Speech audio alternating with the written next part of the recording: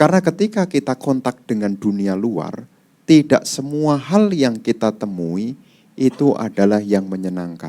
Karena tidak menyenangkan itulah identik dengan sakit.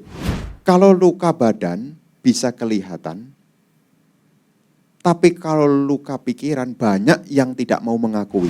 Kira-kira dari keheningan ini pengalaman Bante ada nggak orang yang bisa sembuh dari hal tersebut? Karena pada dasarnya orang membentuk kehidupannya itu berdasarkan indriawi. Kalau wanita itu menurut penelitian itu kan di dalam berbicara lebih banyak. Menurut penelitian itu sekitar 3 kali dari pria. Pria aja sudah 7.000 secara saraf. Nah ini kalau sudah seperti itu bagaimana Bante kaitannya supaya ada keheningan? Ya, selamat malam Ibu Bapak dan teman-teman sekalian. Salam sejahtera untuk kita semua. Saya Abisarano Johan, terima kasih atas kehadirannya di sini dan terutama juga kepada Bante Atadiro sudah berkenan sebagai speaker dan narasumber pada acara hari ini. Ibu Bapak dan teman-teman sekalian, sebelum kita mulai nanti saya mau kasih sedikit pengenalan introduction gitu ya, dari berkaitan dengan acara kita sampai berkaitan dengan speaker, kemudian juga nanti saya ada sedikit kenalan dengan audiens kita Bante, karena kan kayaknya baru-baru gitu ya. Dan terakhir saya mau kasih introduction daripada nanti kita survei sebentar ya, pakai handphonenya. Nanti setelah surveinya selesai, handphonenya boleh dimasukkan. Boleh dikeluarkan kalau hanya untuk foto, kemudian tag di Go Mindful. Gitu ya. Ibu Bapak dan teman-teman sekalian, sekilas saya pengen jelaskan kenapa saya pengen adakan acara ini sampai hari ini tiba-tiba sudah terjadi gitu ya di hari H. Itu adalah di masa COVID sebetulnya Go Mindful Talk itu sudah diselenggarakan. Tapi secara online. Saya undang beberapa pembicara yang memang ahli di bidangnya mindfulness dan expert di bidang psikologi, kesehatan dan sebagainya. Dan itu diadakannya secara online karena maklum itu masih masa pandemi. Kemudian salah satu narasumber yang sekarang ada itu adalah Bante Atadiro. Waktu itu Bante Atadiro ya cukup rutin untuk mengadakan podcast dengan saya terutama. Ibu Bapak bisa lihat di sini waktu itu kita mengadakan online dengan beberapa pembicara yang menurut saya cukup ahli di bidangnya untuk mindfulness. Saya banyak belajar dan sekarang saya belajar lagi tentang mindfulness dan kita semua sama-sama belajar. Tapi sesi ini offline bahwasanya nanti kita bisa interaktif. Kalau di Zoom ada keterbatasan ya Bante ya, kita nggak bisa lihat audiensnya ya Bante ya, cuma namanya doang kadang-kadang yang bertanya. Kadang-kadang yang tanya itu lagi. Nah kalau hari ini kita interaktif, Ibu Bapak boleh bertanya dan nanti saya fasilitasi. Saya pengen sampaikan bahwa yang hadir pada hari ini adalah totalnya ada 53 orang. Tepuk tangan untuk kita semua. Tapi saya nggak tahu kenapa di acara manapun tampaknya yang wanita lebih banyak gitu ya. Totalnya ada 34 yang wanita, kemudian yang 19 itu yang pria. Kemudian dari rentang usia yang lebih banyak mungkin ini fansnya Bante gitu ya Bante. Di sini kelihatan usianya 40 sampai 49 sampai 37% Bante. Kemudian yang 30-39 itu urutan kedua ya, yang Gen Z-nya masih sedikit nih, nggak apa-apa. Tapi nanti kita bahas topiknya secara general dan Ibu Bapak bisa lebih banyak nanti eksplorasi di umurnya masing-masing. Ini audiens yang saya rekap dari data kita, dari Banten itu saya kira yang paling banyak atau Tangerang paling banyak. Ternyata Jakarta Bante yang paling banyak. Jakarta yang urutan nomor 1. Kemudian juga ada salah satu narasumber kita, salah satu audiens kita ada yang dari Sumatera, Dr. Suartina, jauh-jauh, terima kasih. Dari Medan loh ini, ya. Kemudian ada yang dari Lampung ya, kalau nggak salah ya. Oke, terima kasih Ibu Bapak. Kemudian yang terakhir ini di berikutnya, ini kalau memang Bante yang hadir tampaknya umat Buddha lebih banyak gitu ya. Tapi nggak menutup kemungkinan ternyata teman-teman kita yang Katolik, Islam dan Protestan juga ikut hadir. Ya, terima kasih teman-teman sekalian. Dan di sini saya bisa lihat Bante ini mungkin sebagai data kita, hari ini yang lebih banyak hadir sampai 17 orang tuh wira swasta, kemudian juga entrepreneur, wirausaha, dan kemudian yang kedua ada karyawan, karyawati, dan ternyata juga ada fansnya Bante di tengah-tengah. Ibu rumah tangga ini Bante. Ya, kemudian juga ada dokter, kemudian juga ada mahasiswa Bante dan pengajar di sini. Ibu Bapak dan teman-teman sekalian, kira-kira rundown kita ini saya sudah sempat share di grup ya. Tapi rundown kita kira-kira ini pembukaan, ini yang sedang saya lakukan. Kemudian nanti yang kedua kita mau tanyakan tentang 4 hal yang penting sebetulnya. Ya, dari mulai apa sebenarnya makna keheningan menurut Bante nanti. Kemudian Bante jelaskan gimana, ada nggak pengalaman dari Bante yang keheningan itu bisa membantu seseorang itu bisa sembuh dari trauma fisik maupun mentalnya. Kemudian nanti ada keheningan itu kok tampaknya nggak nyaman bagi orang banyak ya. Dan seterusnya sampai yang keempat, nanti baru setelah itu kita kasih kesempatan 30 menit pertama untuk tanya jawab dari Ibu Bapak. Dan kemudian nanti sesi ini khusus ada sesi heningnya ya Bante, 10 menit atau Bante nanti yang tentukan.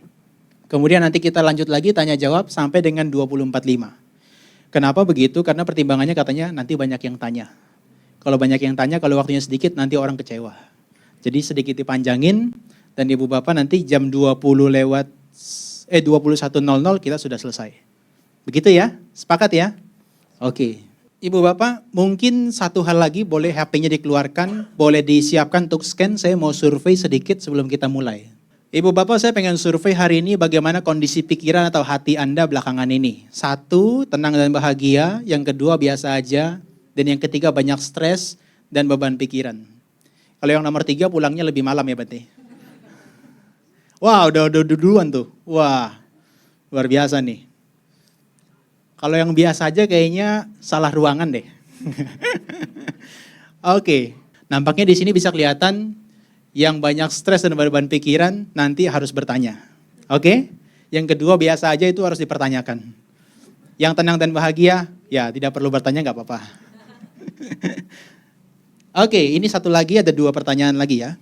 Apa yang biasanya membuat pikiran kita itu tidak hening? 1, apakah karena pikiran masa lalu? 2, apakah karena ketakutan masa depan? 3, atau karena tekanan pekerjaan? Atau masalah keluarga dan pertemanan? Wah, Bante boleh lihat nih Bante. Banyak yang takut dengan masa depan. Bante boleh bahas nanti. Jadi yang lebih banyak adalah ketakutan masa depan, tekanan pekerjaan, dan masalah keluarga dan pikiran masa lalu biasa-biasa aja ya. Oke, terakhir Ibu Bapak dan teman-teman sekalian. Biasanya cara apa yang kita lakukan supaya kita tuh bisa hening? Supaya kita bisa tenang, bisa rileks, kira-kira apa yang biasa dilakukan? Apakah mendengarkan musik, tidur atau istirahat, menghindari orang atau situasi ramai, meditasi atau mindfulness, jalan santai, atau yang mana? Oke, ternyata Bante cara orang bisa hening itu adalah lebih banyak menghindari orang dan situasi ramai. Jadi banyak-banyak orang yang mau jadi biku tampaknya Bante. Oke, yang kedua adalah mendengarkan musik. Terima kasih Ibu Bapak dan teman-teman sekalian, itu survei yang kita bisa lakukan. Dan hari ini saya bersama dengan Bante Atadiro akan bahas topik dengan keheningan yang menyembuhkan. Nanti saya akan bincang-bincang dengan Bante selama kurang lebih 30 menit. Setelah itu Anda boleh persiapkan pertanyaan, nanti kita bisa lanjutkan dengan tanya jawab. Teman-teman, sedikit saya mau jelaskan yang belum kenal dengan Bante. Bante Atadiro adalah salah satu biku dari anggota di Sangga Theravada Indonesia. Dan beliau tinggalnya di BSD. Jadi kalau saya ngadakan acara ini yang perdana, jadi saya undang beliau dulu. Ini adalah bentuk daripada rasa permisi saya sebetulnya. Dan beliau sudah disebutnya Thera lebih daripada 10 tahun. Dan beliau punya pendidikan latar belakang pendidikan psikologi. Jadi kalau Ibu Bapak mau bertanya tentang latar belakangnya psikologi juga boleh. Ya itu, mari kita dengar Bante. Selamat malam Bante. Selamat malam. Ya gimana kabarnya Bante? Sehat? Ya, barangkali Bante mau sapa dulu teman-teman dan Ibu Bapak sekalian. Ya, para Bapak Ibu, saudara sekalian, selamat malam semuanya. Ya, hari ini setelah beberapa kegiatan, ya hari ini punya kesempatan untuk sharing dengan Bapak dan Ibu yang tergabung dalam event hari ini. Dan ini satu kesempatan yang baik terkhusus upaya untuk memainten diri kita. Kenapa ini perlu? Ini adalah bagian dari bentuk kesadaran diri. Karena tidak ada yang bisa merubah diri kita selain kita berusaha. Karena kunci dari perubahan adalah dari kita sendiri. Meskipun kita juga punya karma-karma baik. Tetapi karma baik itu juga perlu dikondisikan. Punya benih yang bagus, kalau tidak ditanam di tanah, tidak disiram, benih itu tidak akan pernah bisa muncul. Demikian pula hal-hal baik yang sudah di depan mata juga tidak akan menjadi kenyataan jika kita tidak berusaha. Nah, salah satu usaha yang baik di dalam pengembangan batin adalah menata, khususnya pikiran. Makanya belakangan banyak perhatian di masyarakat tentang kesehatan mental. Di tengah-tengah banyaknya perubahan, kesehatan mental itu menjadi bagian yang perlu diperhatikan. Ini menjadi penghantar dari saya. Nanti kalau kepanjangan, bedanya nanti temanya berubah nanti. Ya Bante, ini kan topik kita hari ini adalah keheningan yang menyembuhkan. Tapi saya mau bahas dulu keheningan. Mungkin dari perspektifnya Bante, bahas tentang keheningan itu kira-kira apa maknanya Bante? Sebetulnya ini tidak bisa kita langsung membahas tentang keheningan. Tetapi kita berbicara tentang menyembuhkan dulu. Ya. Kenapa kita perlu membicarakan keheningan? Karena sesungguhnya dalam perjalanan kehidupan kita, ini ada sesuatu luka. Ya, ada luka yang berhubungan dengan diri kita. Kenapa saya katakan luka? Karena ketika kita kontak dengan dunia luar, tidak semua hal yang kita temui itu adalah yang menyenangkan. Dunia pekerjaan, dunia relasi, ya, dunia apapun lah. Tidak semuanya menyenangkan. Nah, karena tidak menyenangkan itulah identik dengan sakit. Sakit itu identik dengan ketidaknyamanan. Makanya orang itu disebut orang sakit karena dia tidak nyaman. Contoh kalau sakit fisik, sakit apa? Sakit gigi. Gimana rasanya? Ya sakit. Ya. Rasa dari penyakit adalah ketidaknyamanan. Karena kita sadar kita tidak nyaman, maka kita pengen sembuh. Kalau luka badan bisa kelihatan, tapi kalau luka pikiran banyak yang tidak mau mengakui. Makanya kesehatan mental itu seringkali berhubungan dengan unconsciousness, ketidaksadaran. Kita benci sama orang, sadar enggak sih? Kita anggap biasa lah Bante, namanya orang, siapa yang enggak benci? Kalau dikecewakan. Menganggap ungkapan kecewa adalah hal yang biasa. Padahal di balik rasa kecewa itu tersisa sebuah luka. Kejadiannya sudah berlalu. Tapi luka yang di batin beda dengan luka fisik. Luka yang di batin itu kalau tidak disadari dia tidak bisa kering. Kalau tidak kering ya tidak sembuh-sembuh. Terus bagaimana supaya seseorang bisa mengenali ketidaknyamanan itu? Seseorang harus hening. Ya, hening itu artinya apa? Menghindari suara. Suara apa? Suara itu ada dua. Suara eksternal dan internal. Ya umumnya orang kalau kecewa dia menarik diri, isolasi. Tapi tahu enggak apa yang dilakukan ketika menarik diri? Ngomong terus. Dalam pikirannya ngomong terus. Ya. Memang secara fisik dia menarik diri. Tidak ada komunikasi, tidak ada percakapan, seolah-olah silent. Tapi di saat dia menarik diri dari sosial, masuk di dalam kondisi isolasi, sebetulnya dia mulai berbicara dengan diri sendiri. Bayangkan kalau topik yang dibicarakan itu tidak menyenangkan. Ibarat kata, kalau kita nonton sendirian, kalau dramanya itu yang menyedihkan, nonton loh. Kira-kira kalau Anda nonton dramanya itu menyedihkan, diputer terus. Kira-kira bagaimana? Ikut sedih ya Bante ya? Ikut sedih. Kenapa? Karena saat nonton kita tidak menyadari. Kalau nonton drama itu tidak akan sedih kok kalau kita nyadari.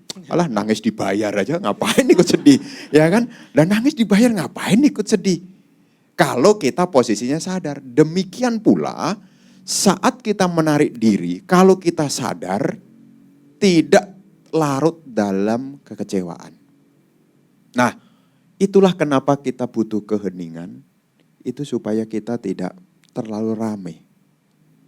Luka kecil itu bisa menjadi makin besar, dibumbui oleh apa? Kita sendiri loh. Contohnya untuk mudah bagaimana? Kalau Anda janjian sama teman, sudah janjian, tahu-tahu ditinggalkan. Janji jam 7, ternyata dia sudah berangkat setengah 7. Kira-kira bagaimana? Sudah kepengen ikut tapi ditinggal. Mulailah mengungkit masa lalu. Saya sebetulnya sudah banyak berkorban loh demi dia. Mosok 30 menit dia tidak kasih tahu. Aku kan sudah persiapan pengen ikut. Kurangku apa? Udah mulai tuh. Nah, ketika sudah berbicara di situ, apalagi yang dibicarakan adalah hal yang tidak menyenangkan, ini akan larut dalam kekecewaan. Makanya kita butuh hening itu supaya apa? Tidak komentar. Nah, karena kebiasaan kita lihat apa dikomentari, lihat apa dikomentari, lihat apa dikomentari. Komentar itu nanti akan diikuti oleh rasa. Ya ini mungkin untuk teman-teman yang lain. Ketika dunia ini kontak, ya, ketika kontak itu akan menghidupkan rasa. Kalau kontaknya dengan tidak menyenangkan, akan menghidupkan rasa saya tidak suka. Dan rasa tidak suka itu tidak semudah yang kita bicarakan untuk melepaskan. Kenapa? Karena kita punya ego. Ini aku, ini milikku, ini diriku. Ketika disinggung kita punya ego, nah kita kemudian, masa dia tidak menghargai saya ya? Muncullah kesombongan, membuat penilaian tentang diri sendiri. Nah makanya kita butuh hening, ya memang ini perlu, ya karena biasanya kalaupun kita di rumah sendirian, kita sebetulnya ngomong loh. Bahkan ya saya dengar-dengar dari orang, ya ketika kita mau tidur aja kita udah mikirin, besok mau nyiapin apa ya? Besok saya bangun jam berapa ya? Besok mau kemana, bangun jam berapa, belanja apa, udah dipikirin. Besok mau ketemu orang, udah dipikirin. Kejadiannya belum terjadi, tapi mikirnya sudah duluan. Sehingga apa? Terlalu rame nih. Terlalu rame. Ya. Makanya kita butuh, yaitu keheningan.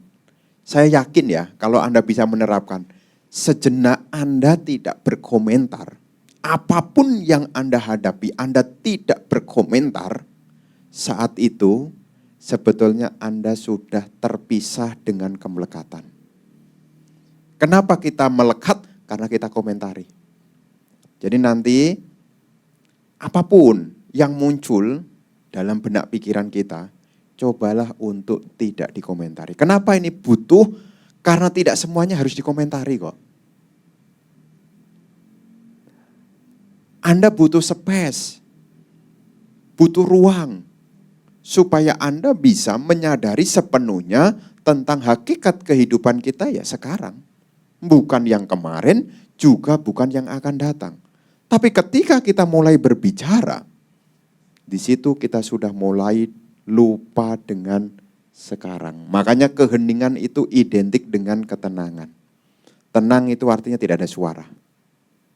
Suara apa yang paling menakutkan, itu sebetulnya hati-hati ya dengan suara hati Anda. Takutnya halusinasi loh. Apa bedanya halusinasi, ilusi, sama delusi? Kalau ilusi itu ada objeknya, jelas objeknya. Tetapi maknanya berbeda. Contohnya selang, kelihatan selang. Tapi dimaknai ular. Itu namanya ilusi. Ada objeknya. Namanya ilusi. Kalau halusinasi, tidak ada objeknya. Ya. Kayaknya dia manggil saya dah. Kamu dengar enggak? Enggak. Kamu dengar enggak? Tapi saya dengar loh. Jangan-jangan halusinasi. Jadi kalau ilusi ada objeknya, maknanya berbeda. Kalau halusinasi, enggak ada objeknya. Kalau orang sering halusinasi, takutnya itu awal-awal skizo loh. Gangguan paham. Ya, skizofrenia itu diawali dari apa? Seolah-olah dia mendengar bisikan, yang lain tidak dengar. Seolah-olah dia melihat, yang lain tidak melihat. Tadi siapa yang datang ya? Tidak ada tuh, ada. Maka bayang-bayang ketakutan itu selalu mengikuti tuh. Makanya awal-awal dari orang punya gangguan mental ya. Jadi mulai muncul nanti ranah menjadi ya tekanan ketika dia sudah mulai halusinasi. Dan ini jangan sampai terjadi. Ya, kenapa? Supaya kita hening, kita bisa bedakan. Apakah suara itu real atau suara itu hanya bentukan pikiran.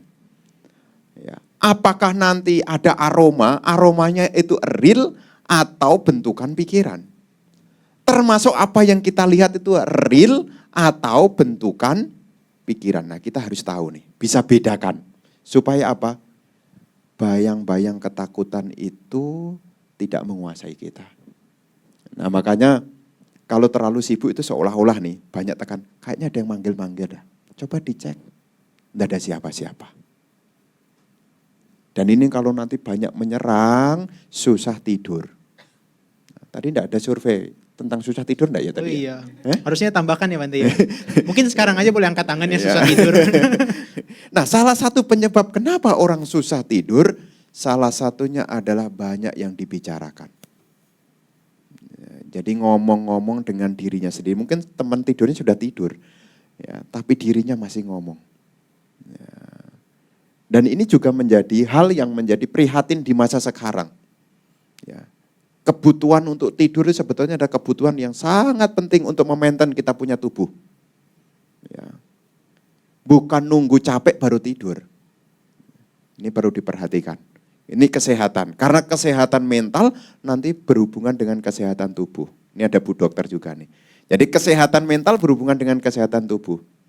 Nah, makanya kalau dulu kan ada mens sana in corpore sano. Di dalam tubuh yang sehat terdapat jiwa yang sehat. Tapi sekarang direvisi. Ya, direvisi. Kesehatan fisik bergantung dari pikiran. Ya, jadi dalam topik, ya, kenapa kita perlu keheningan ya untuk membantu. Supaya kita mengurangi ya, omong-omongan di dalam kita punya pikiran. Begitu ya. Tapi tadi ada sih Bante yang jawab kalau mau menghindari, kalau mau tenang itu caranya adalah tidur dan menghindari orang ramai gitu ya. Mungkin itu yang tadi disinggung Bante salah satu. Nah, sebetulnya itu adalah upaya yang bagus ya, dalam tanda kutip ya. Bukan lari dari kenyataan. Ya.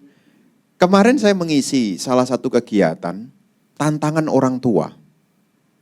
Ya, tantangan orang tua. Saya menyinggung ada 4 hal tantangan menjadi orang tua.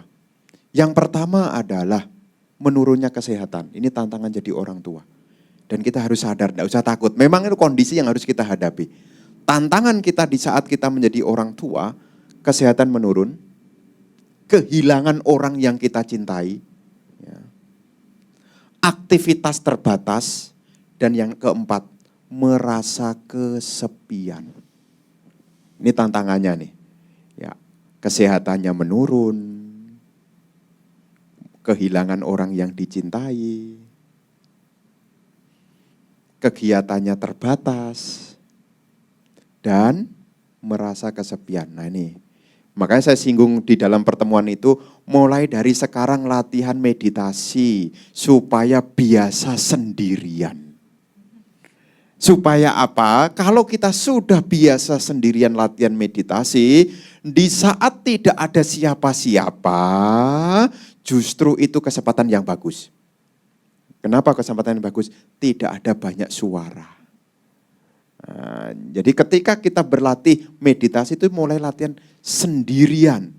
Dengan kita sering latihan sendirian, maka di situ kita tidak akan mengalami kesepian. Ya, itu latihan meditasi. Makanya kenapa ada kaitannya kita perlu silent, hening, supaya kita juga punya kesempatan latihan hidup kita tidak selalu berinteraksi dengan sosial. Ada waktunya kita ya sendirian. Saya singgung, kita lahir ke dunia juga sendirian, nanti ketika tua juga bakal sendirian. Jadi tidak ada yang aneh sebetulnya. Wong berangkatnya sendirian kok, datangnya sendirian kok, nanti di akhir juga sendirian. Apa yang menakutkan? Wong dulunya juga sendirian ke dunia ya berani kok. Pernah ngajak-ngajak enggak dulu waktu lahir? Enggak kan? Waktu lahir ke dunia sendirian, apa yang ditakutkan? Mau baru lahir aja sendirian. Nanti ketika sudah tua, sendirian juga, apa yang ditakutin? Dulu ada berani, masa sekarang jadi takut? Karena ego yang buat kita membandingkan. Ini loh yang jadi bentuk-bentuk pikiran. Begitu. Oke. Bante, ini kan tadi kita udah ngomongin tentang makna daripada keheningan ya Bante ya. Adalah identik dengan ketenangan gitu ya Bante. Dan Bante tadi udah singgung tentang meditasi. Berarti nanti kita ada meditasinya, berarti itu adalah cara kita untuk hening juga ya? Iya. Oke. Yang kedua Bante, ini adalah, Bante pernah gak sih temukan bahwa tadi kan kita survei, ada orang yang mengalami tekanan pekerjaan, kemudian ada beban pikiran yang cukup intens dari apa yang dilakukan dalam keseharian. Kira-kira dari keheningan ini pengalaman Bante, ada nggak orang yang bisa sembuh dari hal tersebut? Nah, terkhusus bagi orang yang belajar akan mudah sekali untuk mengingat. Jadi kalau Anda yang mungkin punya anak, semakin sedikit suara dalam pikiran kita, semakin banyak input yang bisa kita masukkan. Makanya kalau kita belajar itu sebetulnya sebelum belajar kita harus tidak berbicara dulu. Kalau nanti saat kita belajar sudah pengen ini, pengen itu, buru-buru mau ke sana, buru-buru mau mengerjakan itu, apa yang kita pelajari sangat sulit sekali.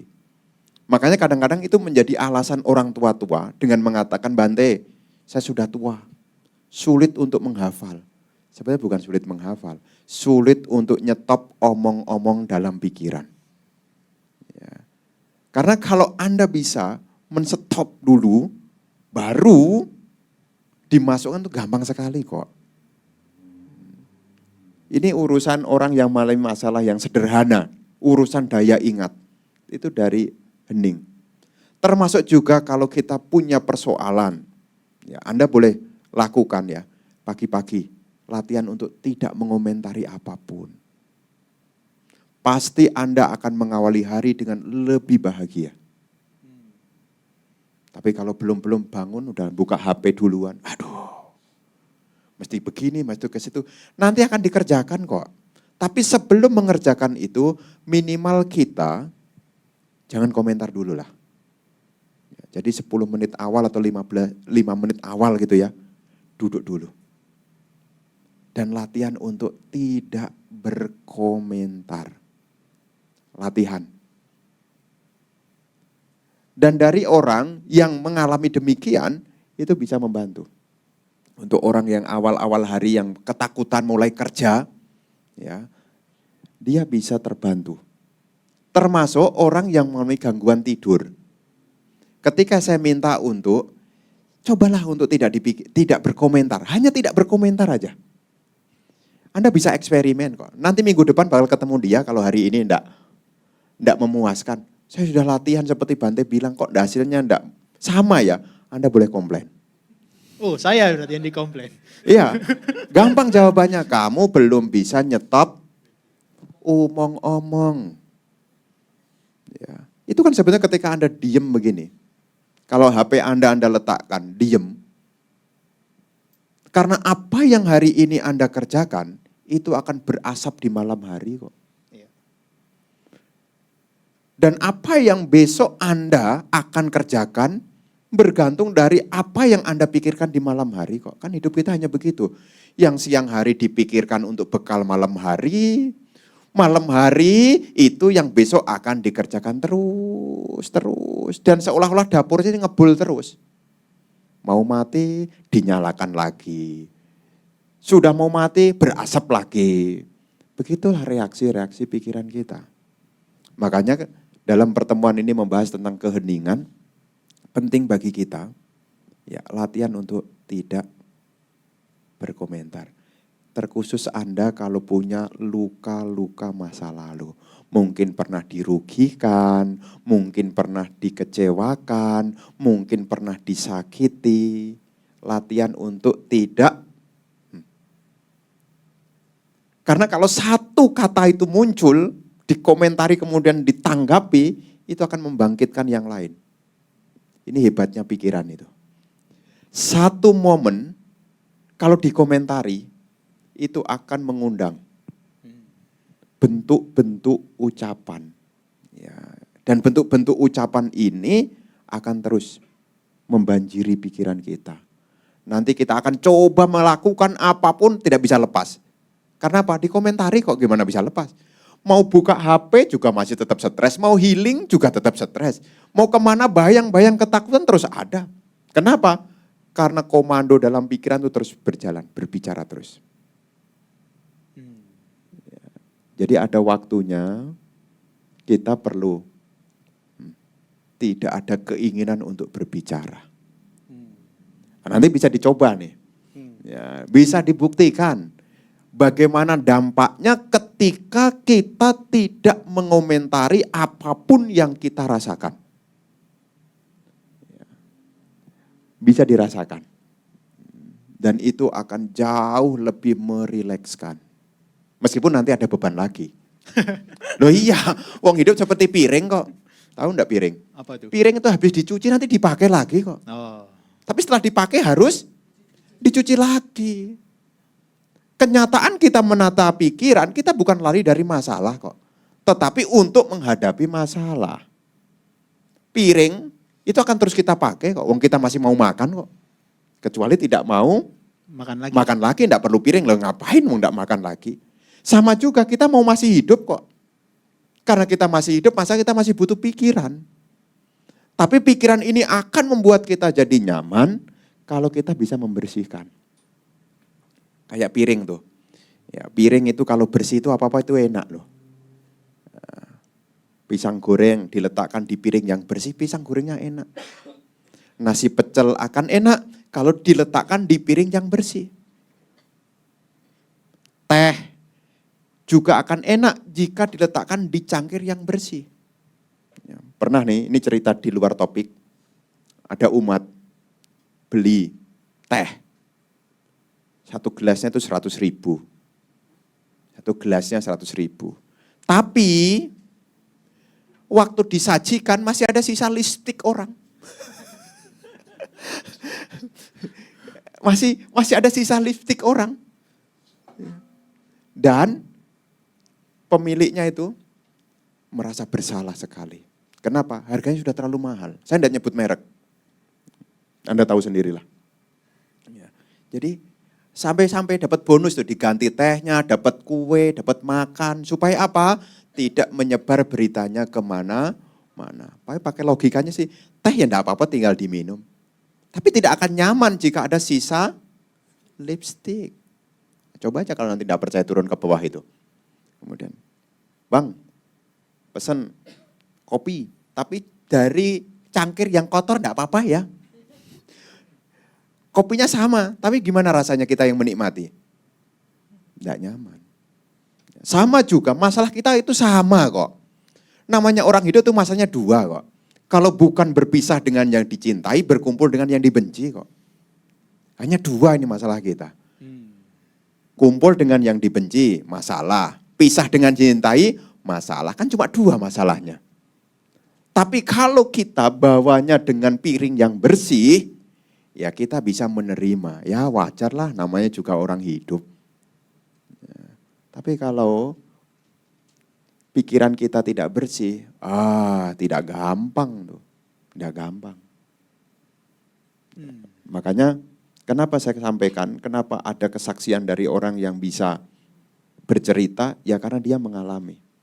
Nah, tadi pagi saya juga ketemu, ada umat yang kesaksian. Ya, datang tadi pagi.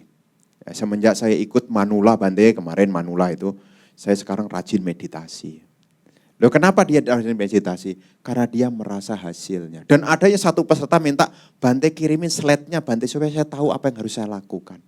Kenapa? Karena dia juga merasa manfaatnya. Ketika dia tidak berbicara, ketika dia tidak berkomentar dalam pikiran dia jauh lebih bahagia. Ini bisa dicoba. Berarti orang yang banyak komentar, yang banyak bicara tuh kebanyakan nggak sembuh ya Bante ya? Atau sakit? Ya nanti bisa dilihat orang di jalan yang ngomong-ngomong sendiri itu. Oh, Itu kan dulu di dalam itu sudah tidak bisa di stop sampai-sampai dia keluarnya tidak menyadari. Ngerti kan maksud saya? iya. Tahu-tahu ngomong terus gitu. Kita juga bingung dia ngomong sama siapa gitu. Tapi tahu enggak itu? Kenapa dia ngomong nyata tapi tidak disadari? Karena ketika dia berbicara dalam pikiran dia juga tidak sadar. Saking penuhnya dia tumpah tuh. Makanya kalau ada orang berkata kasar, itu betul di dalamnya itu kalimat kasarnya lebih banyak. Sampai dia berkata kasar, dia tidak menyadari. Oke. Ya, jadi awal dari sebuah masalah pikiran nih sebetulnya nih. Kalau kita berbicara hal yang kurang menyenangkan, itu sebetulnya berbicara dari ada kejadian dikomentari. Ya contoh, hal-hal yang kurang menyenangkan, mungkin mengalami sebuah hal kejadian yang sifatnya dadakan. Ya, ini membuat kita menjadi panik. Ya. Panik itu sebetulnya tidak akan menjadi sebuah masalah kalau kita tidak komentari lagi. Kan kita pernah salah ya. Namanya orang kan pernah salah. Rasa salah itu muncul dari mana coba? Kan kita pernah gagal. Tapi kenapa kegagalan itu menjadi menakutkan? Karena kita komentari. Komentarnya apalagi yang sudah negatif-negatif. Bagaimana bisa berkembang? Bagaimana bisa bangkit? Kalau omongan-omongan dalam pikirannya itu yang negatif-negatif, bagaimana? Dan ini bisa kita perhatikan ya. Nanti dalam keseharian bisa kita saksikan. Begitu. Iya. Bante mungkin ini pertanyaan saya yang terakhir ya Bante ya. Tadi Bante ngomong kita tuh harus hening, kita harus belajar untuk tenang, gak banyak berkomentar.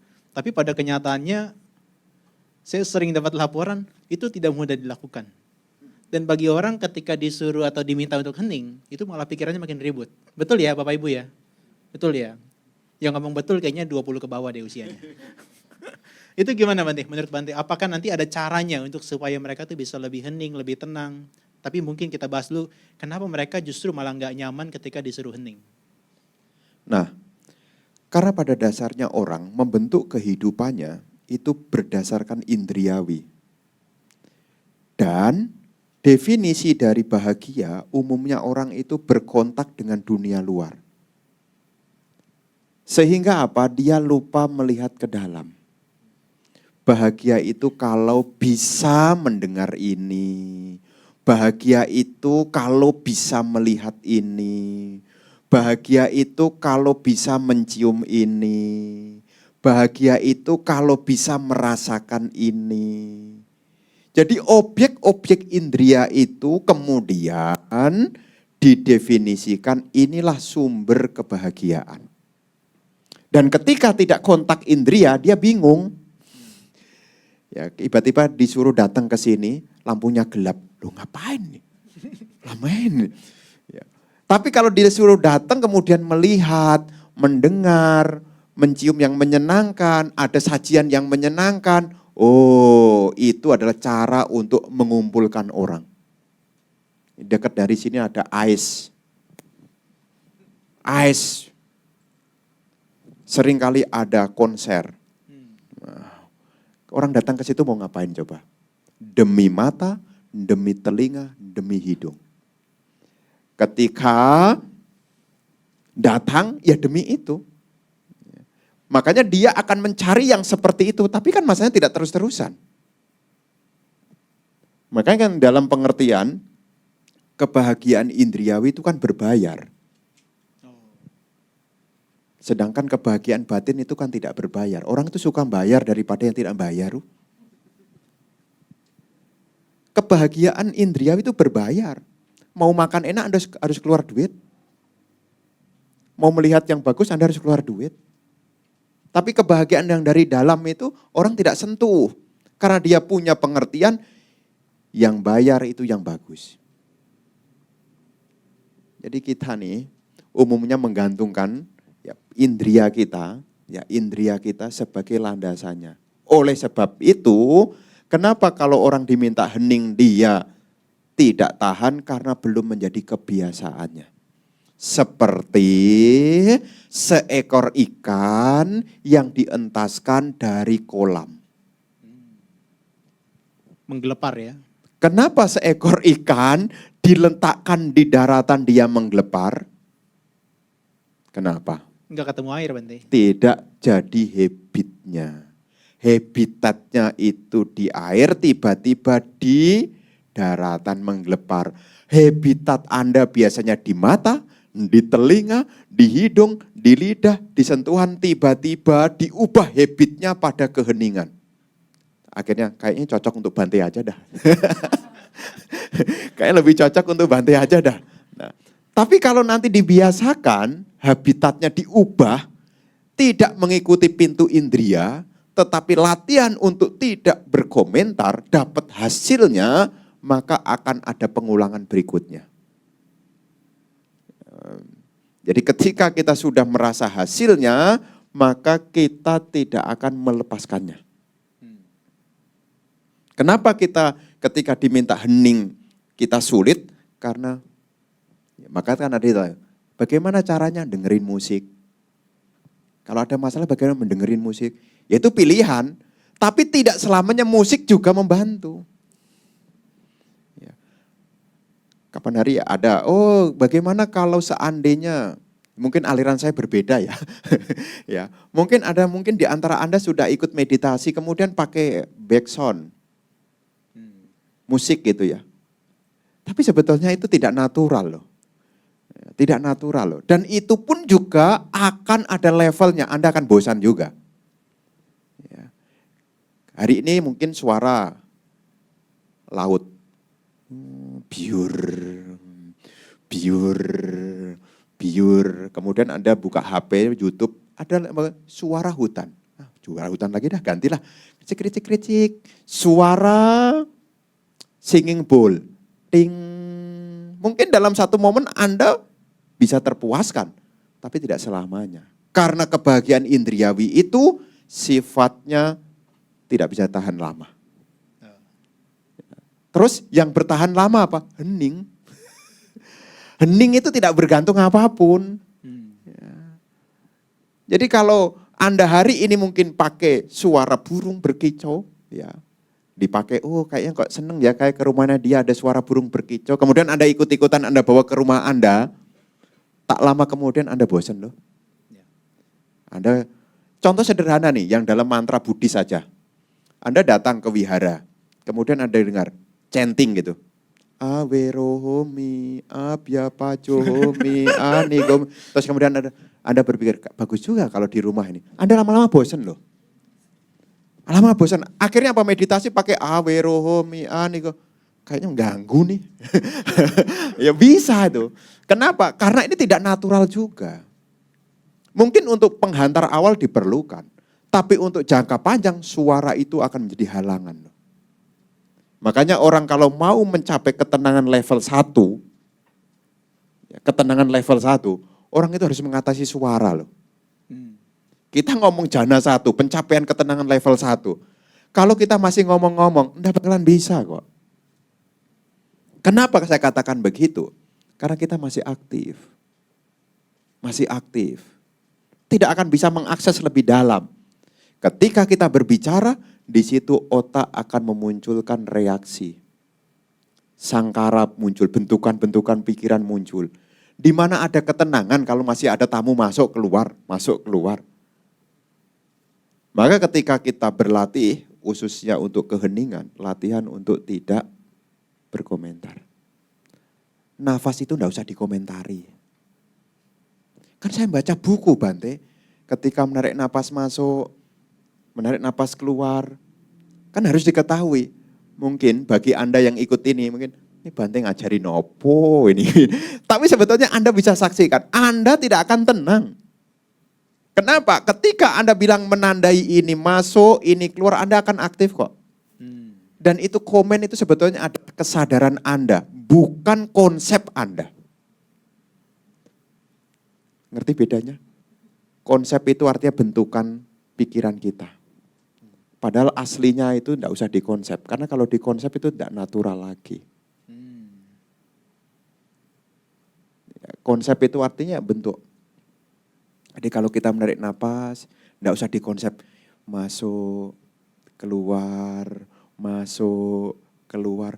Kata masuk dan keluar sebetulnya juga konsep loh. Iya.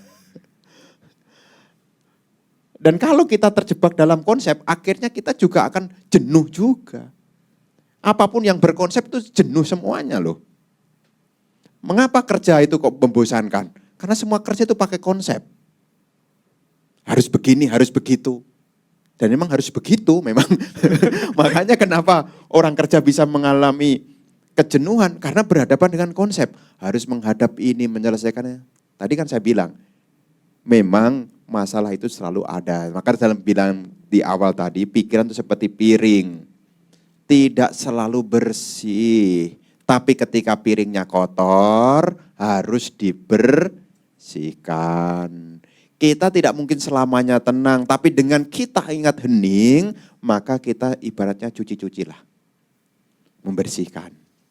Nah ini bisa kenapa orang tidak tertarik? Ya karena belum biasa. Pernah mengalami takut? Takut tempat gelap? Takut sendirian? Munculnya dari mana? Dari Anda ngomong dan Anda komentari. Kalau Anda tidak berkomentar, apa sih yang menakutkan? Kalau tidak dikomentari, bukan masalah materi ya, masalah pikiran. Kalau tidak dikomentari, apa sih yang menakutkan? Anda jalan di tempat gelap, kejadian belum ada, tidak ada gambaran makhluk halus itu juga tidak ada. Tapi ngomong pikiran kan sudah duluan. Itu yang membuat kita jadi takut. Dari pikiran kita sendiri. Begitu ya. Oke. Ya Bante, nanti kita langsung praktekkan caranya untuk nggak komentar gimana ya. Ibu Bapak dan teman-teman sekalian, saya berikan kesempatan bagi Anda sekalian 3 pertanyaan pertama. Boleh angkat tangan, kemudian sebut nama dan 3 pertanyaannya. Ada yang mau bertanya? Boleh angkat tangan? 1, ada lagi? 2, 1 lagi? 3, oke. Ibu yang baju pink pertama. Izinkan saya bertanya, kalau wanita itu menurut penelitian, itu kan di dalam berbicara lebih banyak. Menurut penelitian itu sekitar 3 kali dari pria. Pria aja sudah 7.000 secara saraf. Nah ini kalau sudah seperti itu bagaimana Bante kaitannya supaya ada keheningan? Terima kasih Bante. Namo Buddhaya. Nih, langsung dikomentari Bante. Langsung dikomentari itu. Kalau perempuan lebih banyak ternyata. 3 kali lebih banyak ya tadi ya penelitiannya. Boleh jawab yang pertama Bante? Nah, memang bahan dasarnya memang begitu. Bahan dasarnya memang begitu. Tapi barang dasar ini bukannya tidak bisa diubah loh. Karena banyak juga di zaman Sang Buddha masih ada, banyak juga biku-bikuni ya, yang juga bisa mencapai ketenangan yang dalam. Artinya apa? Basic awal mungkin memang begitu, tapi ini bisa diubah. Jadi jangan kemudian mengikuti naturalnya. Ini kadang-kadang jadi bahasa pembenaran. Sehingga tidak ada pelatihan. Ya emang kita wanita Bante memang banyaknya ngomong lebih banyak. Nanti kalau tidak begitu nanti aneh. Harus bisa bedakan. Bedakannya di mana? Kita berbicara itu tahu ukurannya juga. Termasuk juga pikiran ini bisa dilatih kok. Ya, ini kabar baiknya nih. Pikiran bisa dilatih. Jadi ketika kita berlatih pikiran, latihan. Apapun yang muncul tidak saya komentari, dipesenin dulu. Khususnya kapan? Waktu duduk mau hening. Apapun yang muncul selama 5 menit ini saya tidak berkomentar. Latihannya kecil-kecil dulu. Ya. Jadi selama 5 menit sudah punya pesan kepada dirinya sendiri, apapun yang muncul tidak saya komentari. Itu bisa dilatih. Nanti lama-lama bisa. Karena kita sudah, kan semua diawali dari pikiran. Kalau pikirannya sudah dicetanakan, diniatkan, maka bentukan-bentukan apapun juga bisa dimodifikasi. Jadi nanti bisa dicoba dan khususnya kalau tidak biasa duduk di lantai, Anda bisa duduk di kursi begini yang penting nyaman, kemudian bertekad. Ya. Apapun yang muncul, saya tidak berkomentar dulu. Ngerem. Ngerem untuk tidak mengomentari. Nanti dilatih begitu ya. Bisa dimengerti ya. Makasih. Oke Bante, pertanyaan berikutnya ya. Dari Bapak yang baju hitam ya. Sorry, boleh dioper mikrofonnya. Namanya siapa? Kemudian dengan pertanyaannya. Johan. Johan. Hostnya jangan-jangan Bante. Oke, Pakai silakan. tapi. Pak Johan. Malam Bante, Suki Honti Namo Buddhaya. Ini sih kasih konteks dulu ya Bante ya. Maksudnya dalam 3 minggu ke belakang kemarin, ibu saya kan barusan meninggal. Terus ya konteksnya itu sebenarnya habis ibu meninggal itu emang dalam saya pribadi keadaannya lagi agak berat. Sehingga itu jadi lebih berat lagi lah Bante, terutama dari segi pikiran, perasaan gitu loh. Nah konteksnya dalam meditasi itu maksudnya memang saya udah mau mulai meditasi biar lebih tenang Bante. Cuman kalau lagi hening tuh takut kepikiran mama karena ya getir, sedih gitu loh. Jadi itu beberapa minggu ini tuh selalu ditunda untuk meditasi. Lebih ngarahin pikiran ke baca buku aja. Walaupun bukunya juga buku Dhamma sih Bante. Cuma kan maksudnya kalau dengan meditasi harusnya lebih bagus lah gitu, lebih baik. Apakah itu normal atau Bante ada saran atau apa yang harus dilakukan? Iya, ini Bante, ibunya baru meninggal beberapa waktu lalu, kemudian juga kondisinya lagi berat. Menurut Bante gimana? Karena sempat latihan meditasi tapi jadi tertunda karena seringnya baca buku Dhamma. Apakah itu normal atau gimana Bante? Nah, buku Dharma, buku-buku pengetahuan itu sifatnya mata.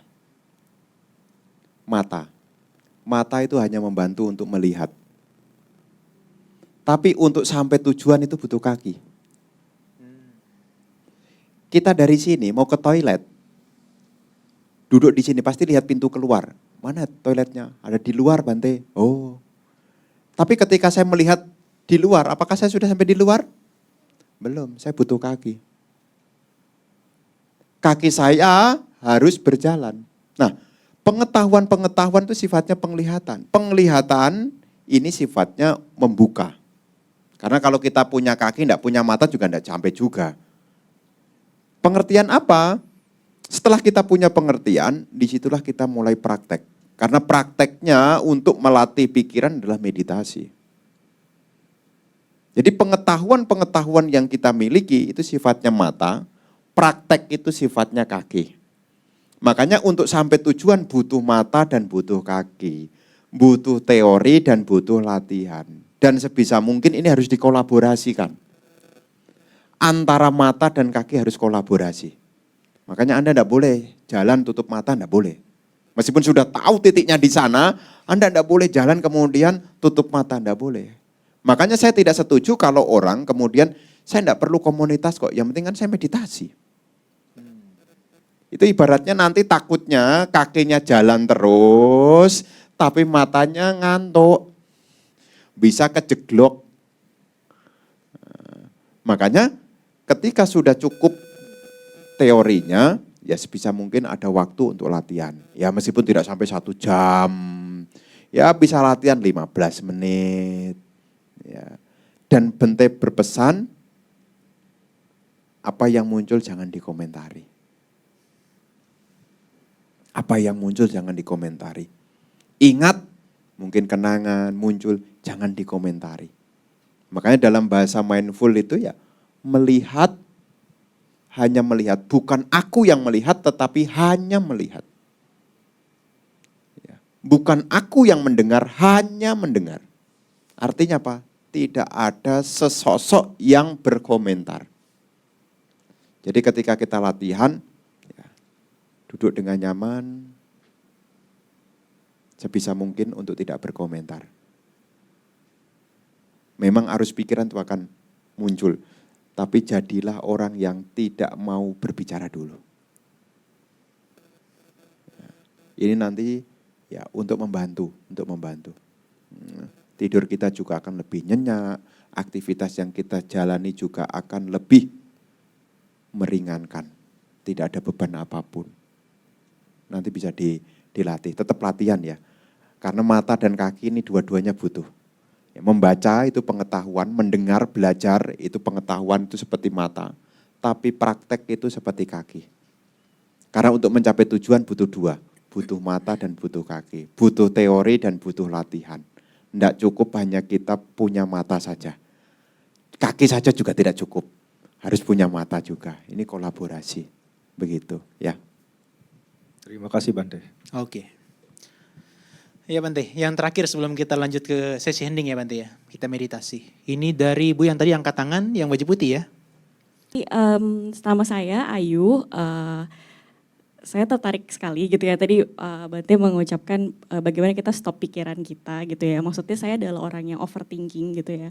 Jadi semuanya dipikirin dan meskipun belum terjadi, itu sebenarnya kayak orang bilang kalau overthinking itu kan bisa jadi preventif kita ya sebetulnya ya. Jadi kayak berusaha untuk dialihkan itu tuh menjadi sesuatu yang kita bisa antisipasi gitu sebelum terjadi. Nah cuman memang kalau dibilang yang namanya meditasi, sebenarnya saya agak bingung gitu ya dengan konsep hening, tapi kadang kalau misalnya dalam meditasi yang saya ikuti kayak kita tuh berusaha menstimulasi pikiran kita juga gitu dengan pertanyaan-pertanyaan kayak misalkan, dan itu kayak sifatnya jadi introspektif ke diri kita gitu. Jadi kayak yang ujung-ujungnya kita akan mungkin jadi ya memang di saat itu adalah jadi momen kita bisa lebih berpikir lagi gitu apa yang udah terjadi dan segala macam. Nah, apakah memang seperti itu konsep untuk hening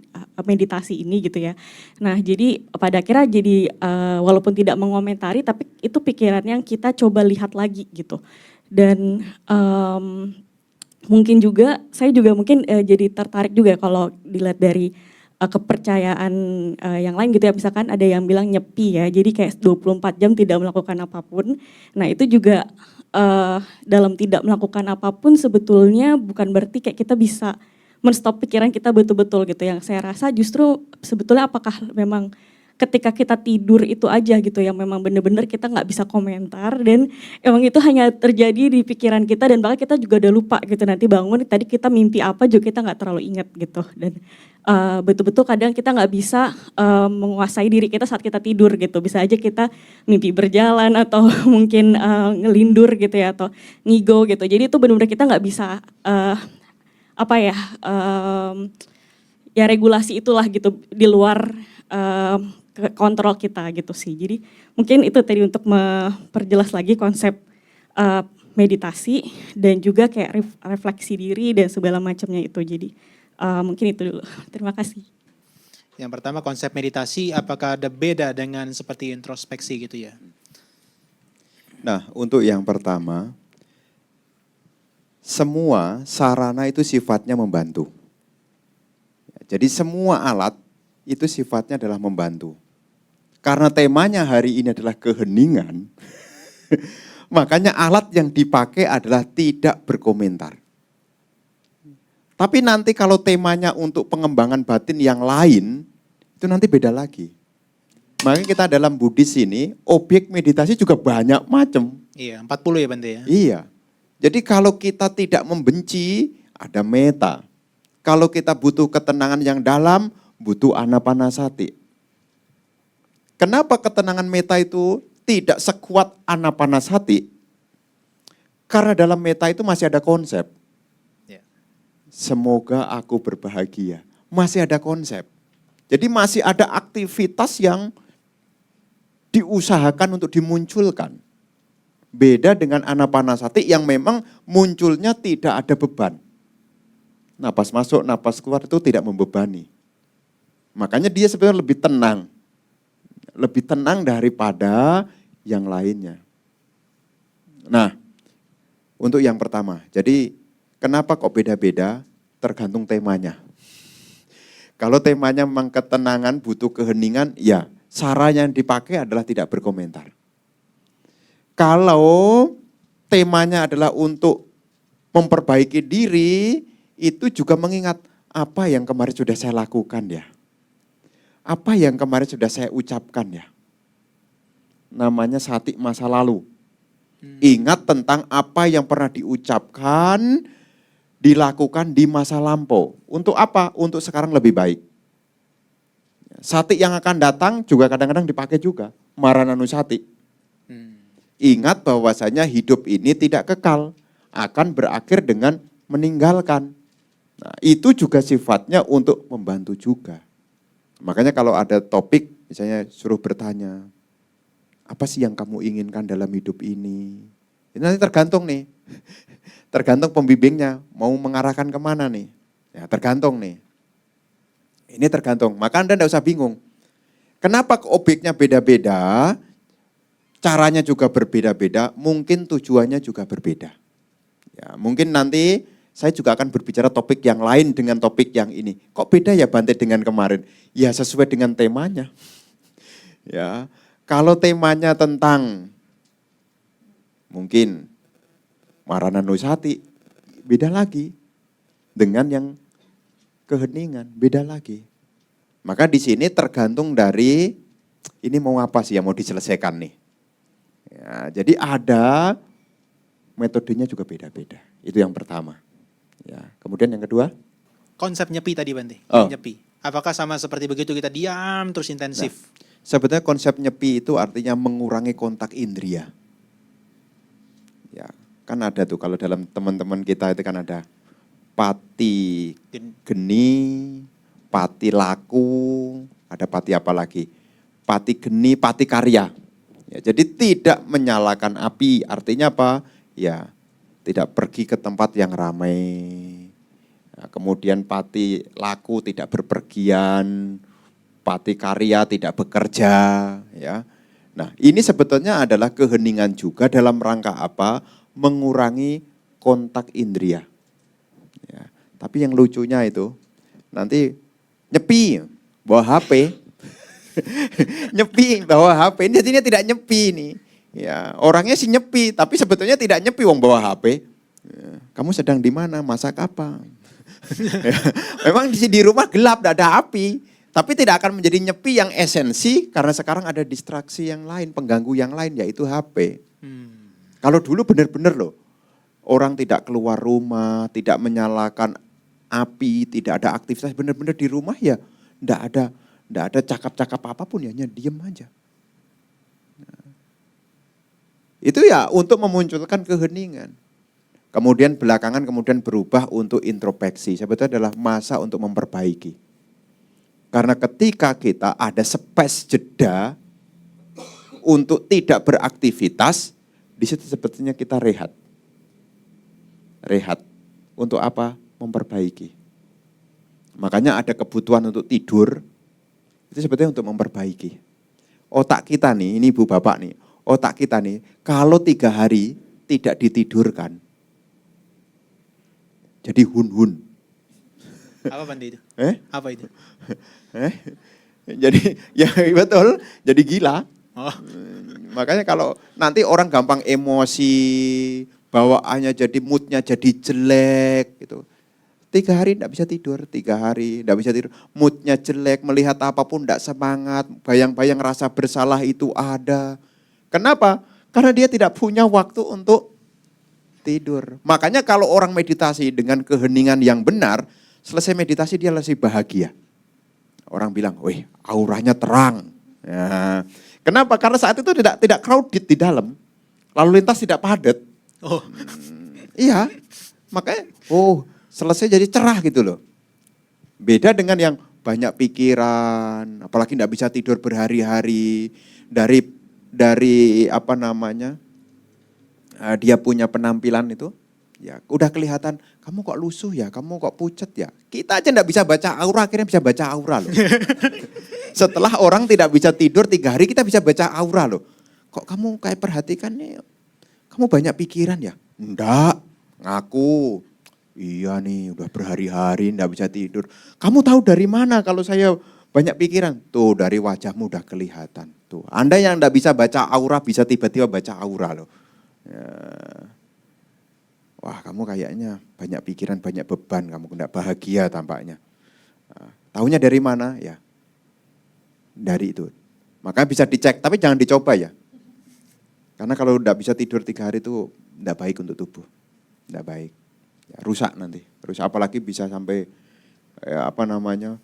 ada orang berpikir kalau ngantuk kasih kopi, ngantuk kasih kopi. Jangan loh ya. Anda harus punya tubuh untuk direhatkan. Zaman sekarang itu orang kerja sampai malam, besok pagi kemudian ngopi. Takutnya ini kebutuhan tubuhnya ya mungkin bisa tercover dengan minum kopi, tapi kebutuhan pikirannya ini loh. Nggak bisa, kopi itu nggak bisa diajak ngopi. Ya, pikiran tidak bisa diajak ngopi. Kalau tubuh mungkin dikasih kopi kemudian denyut jantungnya bisa berdetak lebih kencang lagi untuk aktivitas lebih strong lagi. Tapi pikiran itu, makanya kalau saya udah ngantuk gitu, lebih baik saya tidur aja kok. Daripada dipaksain minum kopi, tidur aja dulu. Nanti setelah tidur baru mulai lagi. Ya. Jadi nanti konsep kenapa ada menyepi itu sebetulnya untuk mengurangi kontak dengan dunia. Karena munculnya kesan-kesan pikiran itu dimulai dari kontak. Apa yang kita rasakan, apa yang kita ingat, apa yang kita pikirkan, apa yang kita sadari, sebab terdekatnya adalah dari kontak. Ya, makanya dunia ini sebetulnya dibentuk dari kontak. Ya, kontak itu artinya ketemu dengan objek, itu yang membentuk dunia kita. Ketika kita lihat sesuatu, dengar sesuatu Bante ya? Ya, itu namanya sangkara loka, ya, bentukan pikiran. Ya, belum terjadi tapi sudah terbentuk dalam pikiran kita. Kalau membentuknya yang bagus ya tidak jadi beban. Tapi bentukan kan kita tidak bagus kemudian karena tidak disadari akhirnya ya mengarah kepada hal yang tidak bermanfaat. Menyiksa diri sendirilah. Itu yang harus digarisbawahi, ya. Ya, Bapak Ibu terima kasih. Itu udah 3 pertanyaan pertama ya. Kita hening dulu ya sebentar ya. Nanti Bante yang mimpin. Sekitar berapa menit Bante? 10 atau 15 butuhnya? Ya pokoknya duduk dulu yang aman. Yang penting jangan berkomentar ya. 10 menit, 15 menit jangan komentar. Nah untuk persiapan, nanti Anda tidak harus duduk bersila di bawah kok. Karena meditasi itu tidak ada urusannya dengan sila. Memang idealnya posisi yang bagus memang bersila. Tapi kalau kita nanti suatu saat jadi tua, kita tidak lagi bisa bersila. Jangan sampai itu menjadi alasan tidak meditasi. Ya saya tidak bisa bersila Bante, sekarang saya tidak meditasi. Jangan. Nah, Anda bisa mempersiapkan diri Anda.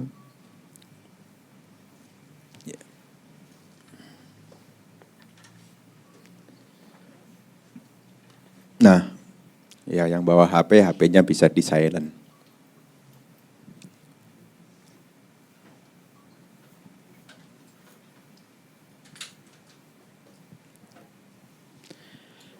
Anda bisa meletakkan telapak tangan Anda di pangkuan Anda. Kita akan mencoba selama 15 menit.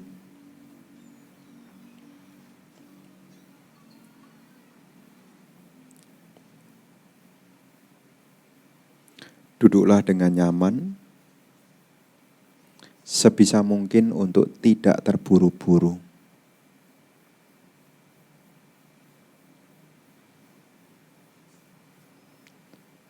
Cobalah dengan mata terpejam, perhatikanlah tubuh jasmani Anda.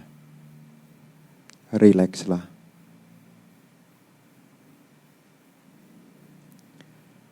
Rasakanlah ketenangan saat ini. Tenanglah.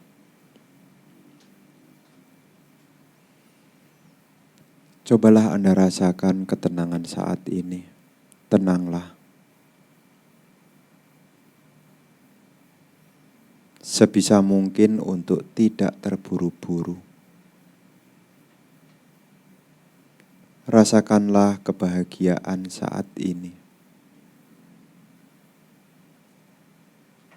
Rasakanlah ketenangan saat ini.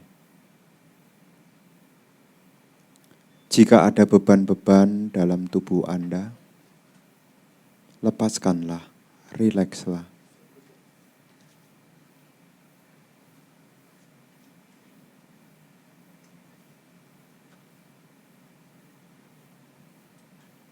Kemudian, arahkan perhatian Anda pada nafas Anda. Bernapas secara alami. Biarlah nafas ini sealami mungkin. Sebisa mungkin tidak ada keinginan. Sifat dari unsur angin adalah mendorong. Sabarlah. Tunggu napas Anda yang mendorong sendiri. Baik itu waktu masuk maupun keluar. Biarlah nafas ini yang mendorong dengan sendirinya. Sebisa mungkin Anda tidak ada keinginan untuk menarik maupun menghembuskan nafas Anda.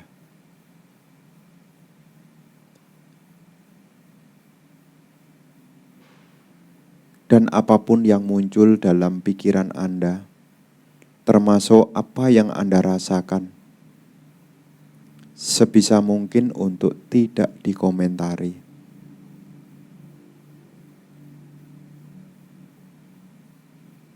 Bernafas secara alami.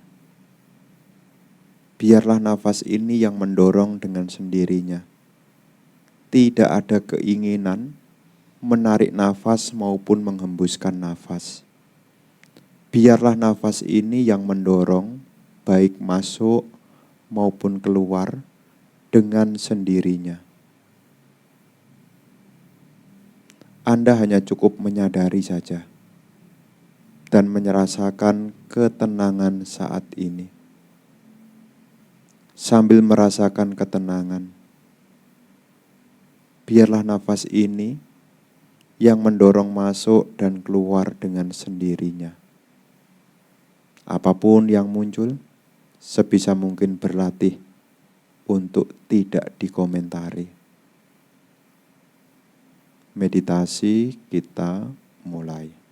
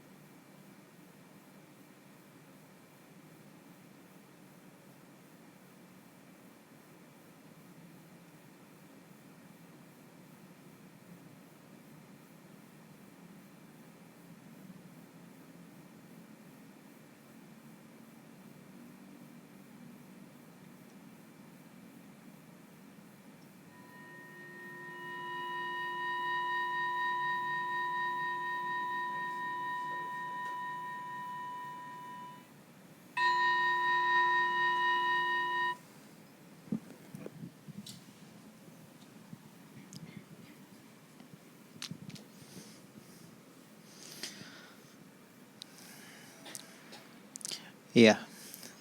Hening ya. Ibu bapak dan teman-teman sekalian, itulah sebetulnya kenapa alasan saya ngundang Bante Atadiro sebagai narasumber pertama. Karena asal ibu bapak tahu, kalau ibu bapak pernah ikut One Day Mindfulness di Pusdiklat, tahu nggak yang ikut berapa? 200 sampai 250 orang. Tapi begitu Bantenya ngomong, kasih panduan meditasi, hening semuanya. Maka topik hening itu cocok sama Bante. Gimana tadi banyak yang berkomentar nggak pikirannya? Ada yang berkomentar? Komentar apa yang muncul? Kira-kira nanti habis ini makan apa ya?